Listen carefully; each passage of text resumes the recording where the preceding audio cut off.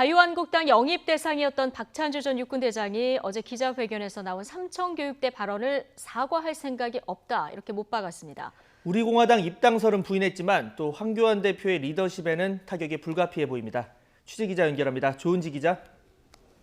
네, 국회입니다. 네, 박찬주 전 대장의 우리공화당 입당설 해프닝으로 끝나는 겁니까?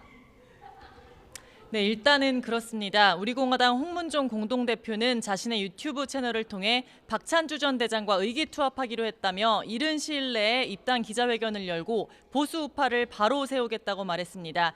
사실상 한국당 입당이 불발된 박찬주 전 대장의 움직임이라 관심이 컸는데요. 하지만 박 전 대장은 YTN과의 통화에서 우리공화당은 마음의 고향이지만 총선을 앞두고 갈 생각은 없다면서 인재로 영입되지 않더라도 한국당 입당 후 경선을 거쳐 지역구에 출마하겠다고 거듭 강조했습니다. 박찬주 전 대장은 어제 기자회견에서 공관병 갑질 사태 등을 해명하며 삼청교육대 관련 막말로 오히려 논란을 키웠습니다. 오늘 아침 라디오 인터뷰에서 삼청교육대의 정당성을 인정한 게 아니라 군인권센터 임태훈 소장에 대한 분노를 나타낸 표현이었다고 설명했습니다.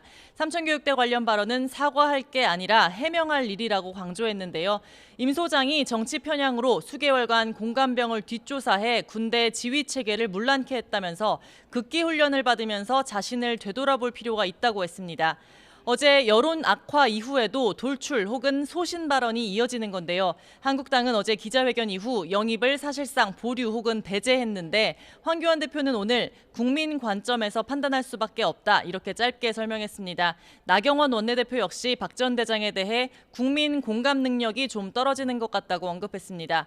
더불어민주당 이인영 원내대표는 어제 박찬주 전 대장의 기자회견은 참혹, 당혹, 궤변의 삼박자였다며 구시대 인사를 1호로 영입하려던 황교안 대표는 분명한 입장을 밝히라고 공개 설명을 요구했습니다. 이래저래 파장이 계속되는 분위기입니다. 네, 이러다 보니까 한국당의 총선 체제가 출발부터 삐걱거리고 있다 이런 분석도 나오고 있습니다. 이런 가운데 더불어민주당도 총선 기획단 첫 걸음을 뗐죠? 네, 오늘 오전에 총선기획단 첫 번째 회의를 열었습니다. 윤호중 사무총장을 단장으로 양정철 민주연구원장과 금태섭, 재윤경 등 초선 의원 4명, 또 프로게이머 출신 사회운동가 20대 황희두 씨 등 어제 발표한 15명이 처음 모여서 상견례를 겸해 1시간가량 향후 운영 방안에 대해 논의했습니다. 기획단 대변인을 맡은 강훈식 의원은 국민 눈높이에 맞는 혁신적이고 능력 있는 인재를 공천하겠다고 말했습니다. 앞으로 매주 목요일 전체 회의를 열어 총선 주요 정책과 기조부터 인재풀 점검, 공천 룰 등을 논의할 예정입니다. 총선 기획단은 여성과 청년을 절반인 7명 넣으며 구색을 갖췄는데 이런 조기 총선 체제로 조국 사태를 거치며 당을 흔들었던 쇄신론을 일축하려는 움직임이 눈에 띕니다. 어제 의원총회에서는 지난 2달간 침묵의 카르텔이 있었다. 과거 열린우리당 분열 트라우마 때문이지만 바람직하지 않다. 이런 발언이 나왔습니다. 하지만 결론은 질서 있는 쇄신으로 의견을 모았습니다.